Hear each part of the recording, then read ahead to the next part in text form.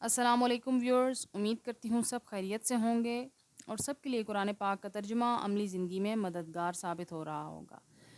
Viewers, ہم نے 5ویں پارہ کا 5واں رکوع شروع کیا تھا جس کی ہم نے 2 آیات پڑھی تھیں۔ آج آگے دیکھتے ہیں کہ اللہ پاک کیا ارشاد فرماتا ہے۔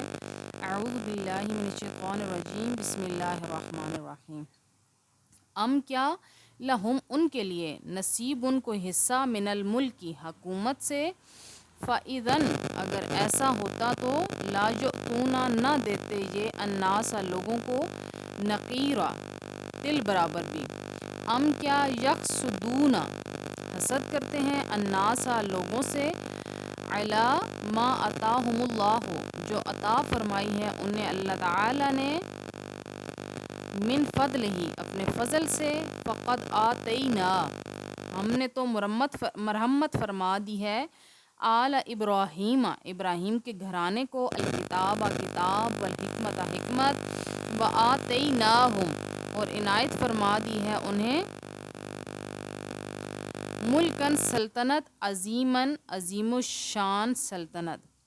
فمنہم تو ان سے من آمنا کون ایمان لائے بہی اس کے ساتھ، ومنہم اور ان میں سے من صدّا کسی نے منہ پھیر لیا عنہ اس سے، وکفا اور کافی ہے بجہنم جہنم سعیرا دہکتی ہوئی۔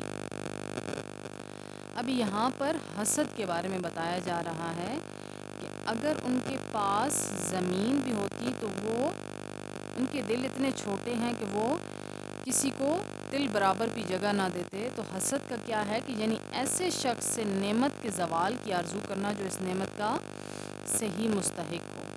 اس آیت میں بتایا گیا ہے کہ یہودیوں کی یہ اسلام دشمنی محض حسد کی وجہ سے تھی، ورنہ یہ مرقہ حسن خوبی تو خاندان ابراہیمی کا چشم و چراغ تھا۔ جیسے اللہ پاک کیا فرما رہا ہے کہ میں نے ان کو یعنی اللہ پاک نے ان کو حکمت بھی دی ہے، کتاب بھی دی ہے، سلطنت بھی دی ہے، سب کچھ دیا ہے، لیکن اس کے باوجود یہ صرف اور صرف بوجہ حسد کے ایمان نہیں لاتے، بوجہ حسد کے نبی علیہ الصلوۃ والسلام پر طرح طرح کے بہتان لگاتے ہیں، اللہ پاک پر طرح طرح کے جھوٹ کرتے ہیں، تو اس کی وجہ سے پھر ان کے لیے صرف اور صرف دہکتی ہوئی آگ ہی ہے۔ اللہ پاک معاف فرمائے، اللہ پاک اپنی رضا حاصل کرنے کی توفیق عطا فرمائے۔ آج کا لیسن یہاں تک ہی، نیکسٹ انشاءاللہ نیکسٹ ویڈیو میں۔ وآخر دعوانا الحمدللہ